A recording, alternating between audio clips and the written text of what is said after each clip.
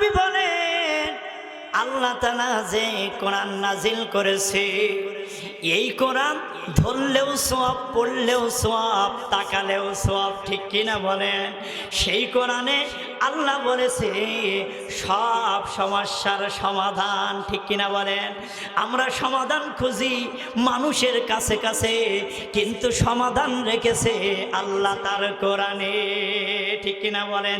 সমাধান, ও সমাধান, সমাধান চাও যদি জীবনে মরণে, ফিরে চাও খুঁজে না চোখ রাখো কোরআনে, ঠিক কিনা বলেন?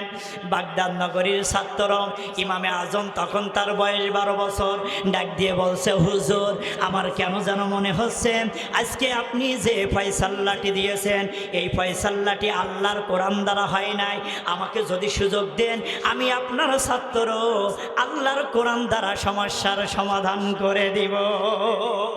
হুজুর বলছে তুমি আমার চাইতে বড় হুজুর, আমি তোমার ওস্তাদ ফতোয়া দিয়েছে হাত কেটে লাই দাফন করে দাও, তুমি বলতেছো আমি সমাধান করে দেব, সমাধান করো। এই ইমামে আজম 12 বছরের ছাত্র, দেখেন গভীর মনোযোগ দিবেন। ইমামে আজম চলে গিয়েছেন, যেই মহিলা গোসল দিচ্ছিলেন তার কাছে ডাক দিয়ে বলছে আম্মা জান আমি আপনার কাছে একটা কথা শুনবো, আপনি সঠিকভাবে আমার কথা কানার উত্তর দিয়ে দিবেন।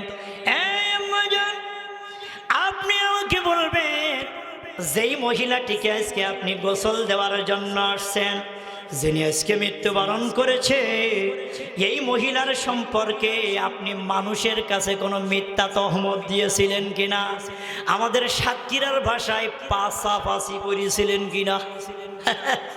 3 মহিলা এক জায়গায়, কলকাতা সেই জায়গায়, হয় না? আহারে মজার কথা, কোরআন আছে সব সমস্যার সমাধান করার জন্য।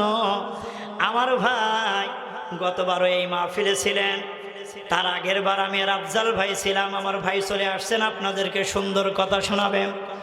আমার ভাইরা ইমামে আজম ডাক দিয়ে বলছে মা একটু সত্যি কথা বলেন, আপনি এই মহিলার সম্পর্কে তহমত দিয়েছিলেন কিনা?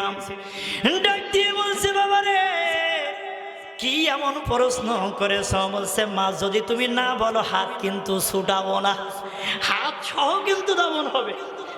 আচ্ছা না না বাবা আমি তো অনেক সত্য কথা বলছি রে বাবা, এই মহিলার সম্পর্কে আমি মানুষের কাছে মিথ্যা তহমত দিয়েছিলাম, ওর স্বামী বেঁচে নেই, মার মেয়ে একসাথে থাকেও ভালো না, আমি মানুষের কানে কানে যে পাশাপাশি করতাম তার সম্পর্কে তহমত লাগাতাম।